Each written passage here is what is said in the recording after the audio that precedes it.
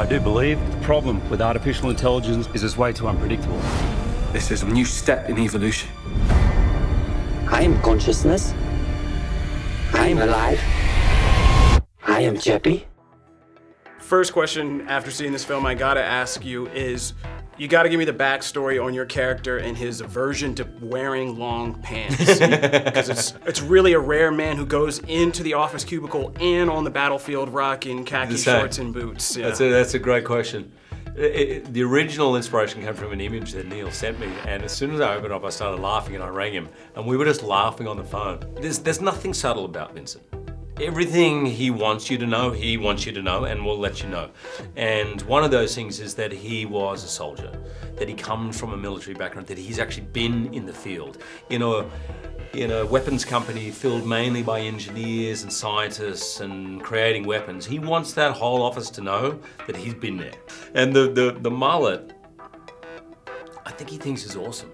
I just don't think he's ever got the memo. And even if he got the memo that it's not awesome, he doesn't care. Between this film, looking at something like Real Steel, and even The Wolverine, are robots your thing, like secretly Hugh Jackman's thing? It is fascinating to me. I mean, I'm someone who actually likes all this technology. I love the possibilities of it.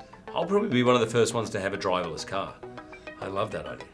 I think it's really interesting. I think if this was possible, a lot of mistakes would be made.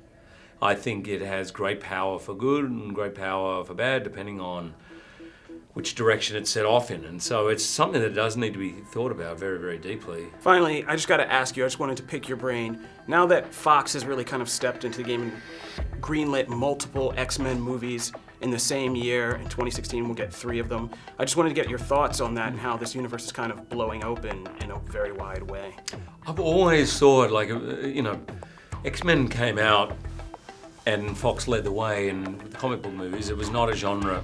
It wasn't a genre, let's face it, at the time. It was pretty much dead in the water. And I think for a while it became, oh, well, that was a success. Let's make another one, and let's make another one. And I think, Marvel has been a great model of how to really invest in story and a long-term view of it. And I think,